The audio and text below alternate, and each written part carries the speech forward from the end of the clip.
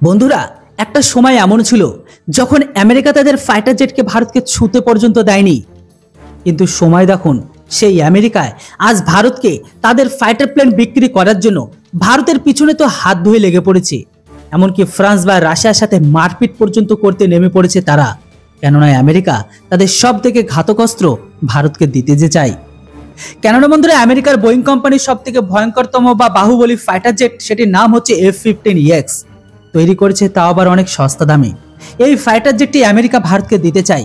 তাদের বক্তব্য এখন এটাই, আমরা আপনাদেরকে সব থেকে বেস্ট ডিল কি দিতে যাচ্ছি, যেটি ভারতের সমস্ত অপারেশন রিকোয়ার্ডকে পূরণ করে।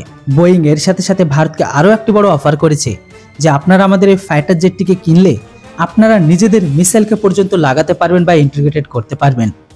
বন্ধুরা, এটা তো আপনারাও সবাই জানেন, আজকের দিনে ভারতের মিসাইলের টক্কর দেওয়া মাত্র আজকের দিনে বিশ্বের এমন কোনো দেশ নেই। ভারত তো মিসাইলে ভারতকে হাসিল করে নিয়েছে। ভারত তো একের থেকে বড় একটি মিসাইলকে বানিয়ে রেখে দিয়েছে ভারতের সায়েন্টিস্ট DRDO।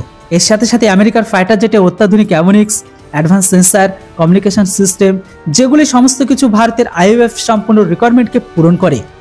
আজকের দিনে আমেরিকা এতটা পাগল হয়ে গেছে যে তাদের ফাইটার বিক্রি করার জন্য ভারতের কাছে, যে আপনারা একবার চাইলে রাফেলের সাথে এটার কম্পেয়ার করে দেখতে পারেন।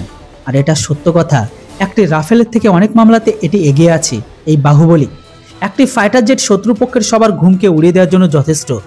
সব থেকে বড় কথা যে এটি একেবারে 22টি মিসাইলকে লাগানো যায়। মানে ভাবুন, একটি ফাইটার জেট একটি স্কোয়াড্রনকে একবারে উড়িয়ে দেওয়ার মতো ক্ষমতা রাখে। এমনকি এটি চাইলে হাইপারসনিক মিসাইল পর্যন্ত ইন্টিগ্রেটেড করা সম্ভব।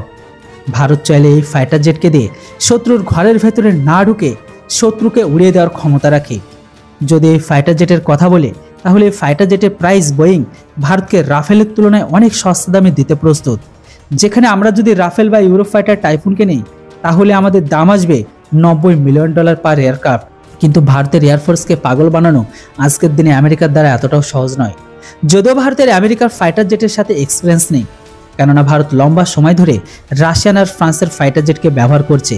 কিন্তু রিসেন্ট ভারত আজকের দিনে আমেরিকার চিনুক হেলিকপ্টার, অ্যাটাক হেলিকপ্টার, গ্লোবমাস্টার, এমনকি আরও একটি হেলিকপ্টার যেটি সমুদ্রের কাজে ব্যবহার করা হয়, সেই হেলিকপ্টারটিকে পর্যন্ত আমেরিকারই ব্যবহার করছে।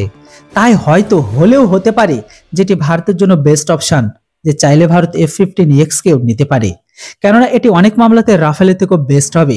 এমনকি ভারতের বর্তমানে টেন্ডার অনুসারে ভারত 114টি ফাইটার জেটকে কিনবে। যদিও ভারতের কাছে আজকের দিনে অপশন কোনো অংশে কম নেই, অপরদিকে ভারত নিজেরাই 5th জেনারেশনের ফাইটার জেট আমেরিকাকে তৈরি করছে। এবার আপনারা বলুন, ভারতের জন্য কোনটা বেস্ট হবে, রাফেল না আমেরিকার বাহুবলী না নিজেদের স্বদেশী ফাইটার জেট? অবশ্যই আপনাদের মতামত কমেন্ট বক্সে লিখে জানান। এত সুন্দর ইনফরমেটিভ ভিডিও বানানোর জন্য অবশ্যই এই ভিডিওটিকে একটা লাইক করবেন, আর আপনি চ্যানেলটিতে নতুন হলে সাবস্ক্রাইব করতে ভুলবেন না, কারণ আপনার লাইক আর সাবস্ক্রাইব আমাকে মোটিভেট করে এমন টাইপের ভিডিও আপনাদের সামনে নিয়ে আসার জন্য। Thanks for watching. জয় হিন্দ, বন্দে মাতরম।